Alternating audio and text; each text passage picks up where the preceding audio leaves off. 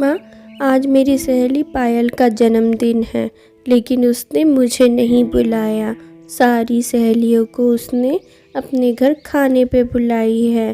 कहती है तू तो गरीब है, तू हमें कभी खाने पे नहीं बुलाती है, तो हम तुझे क्यों बुलाएं? रिया बेटी, तुम्हारी सहेली के पिता इस गांव के साहूकार और बहुत अमीर व्यक्ति है, लेकिन हम इस तरह के आयोजन, जन्मदिन की दावत नहीं दे सकते हैं।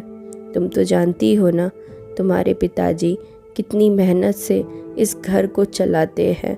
हमें उस हिसाब से ही पैसे खर्च करने पड़ेंगे बिटिया। तभी रिया के पिताजी घर आ जाते हैं। भाई, क्या बातचीत हो रही है दोनों माँ बेटी में? कोई मुझे भी बताए।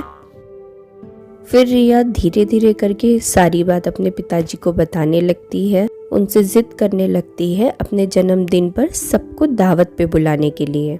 रिया के पिताजी, मैं कब से इसे समझा रही हूँ, लेकिन ये है कि जिद पकड़े बैठी है। देखो लीला, हमें बच्चे का दिल नहीं दुखाना चाहिए। इस बार हम कोशिश करेंगे कि कुछ पैसे बचाए और इसके जन्मदिन पे दावत दे दी जाए। ठीक है रिया के पिताजी, अगर आप ऐसा कहते हैं तो यही ठीक रहेगा।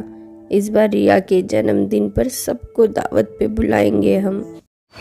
आज की कहानी है लखनपुर नाम के एक छोटे से गांव में रहने वाले व्यक्ति गोविंद की। गोविंद की एक छोटी सी चाय की दुकान थी गांव के बीचों बीच। उसी से उसका घर चला करता था। उसकी पत्नी लीला एक गृहिणी थी और सारा घर वही संभाला करती थी। उनकी एक ही बेटी थी रिया, जो कि पढ़ाई में बहुत ही ज्यादा तेज थी, लेकिन जिद्दी भी बहुत ज्यादा थी। एक दिन की बात है। अरे घर पे कोई है या नहीं? भाभी, रिया, घर पे हो आप लोग? रिया बिटिया, देखो तुम्हारी बुआ आई है। आइए, अंदर आइए ना। लीला की ननद की शादी एक बहुत अमीर घर में हुई थी, इसीलिए उसे अपनी अमीरी का बहुत ज्यादा घमंड था। आप लोग तो आज भी इसी गरीबी में जी रहे हैं। हमें देखिए, शहरों में रहते हैं, कितने स्टाइलिश जिंदगी जीते हैं हम लोग। अरे तृप्ति, तुम्हें इतनी भी समझदारी नहीं है? किसी के घर आके उनसे इस तरह बात की जाती है? भाभी, हमें माफ करिएगा।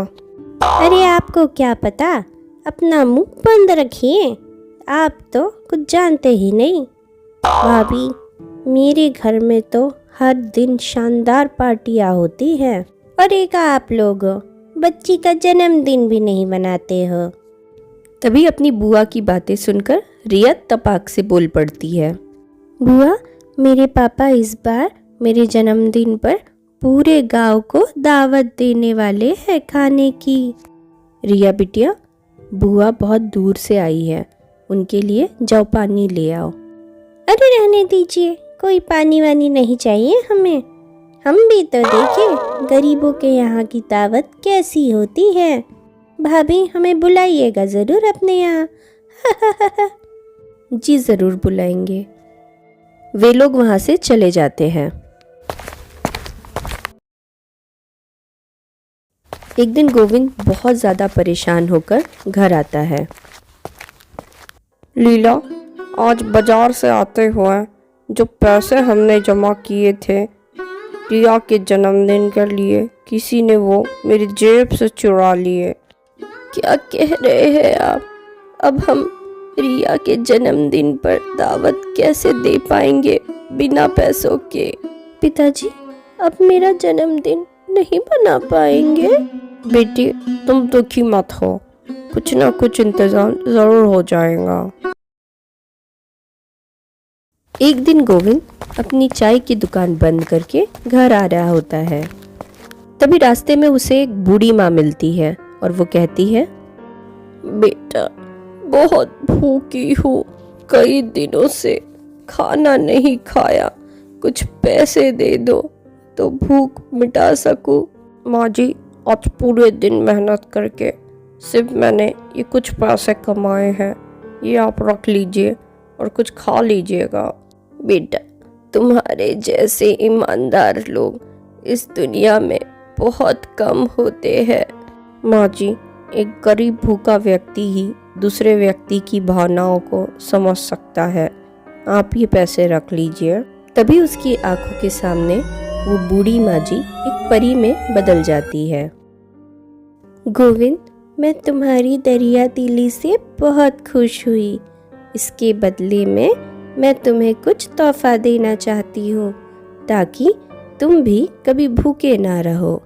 अपने सामने परी को देखकर गोविंद आश्चर्यचकित हो जाता है। उसकी आंखों के सामने एक जादुई हांडी आ जाती है। ये एक जादुई हांडी है, इससे तुम जो भी मांगोगे वो खाने के लिए तुम्हें मिल जाएगा। ऐसा कहकर परी वहां से गायब हो जाती है। घर आकर गोविंद सारी बात अपनी पत्नी को बताता है। दोनों आश्चर्यचकित होकर उस हांडी को देखते रहते हैं। लीला, मैं सोच रहा हूँ क्यों ना हम इसे आजमा के देखें, शायद परी रानी की बात सच निकले। मुझे समझ नहीं आ रहा हमें क्या मांगना चाहिए।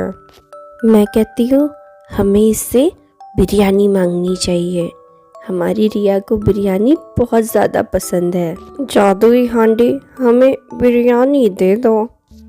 तभी जादुई हांडी में से बिरयानी आ जाती है। अपनी आंखों के सामने जादुई बिरयानी देखकर दोनों को यकीन ही नहीं होता है। बाजू वाले कमरे में रिया पढ़ाई कर रही थी।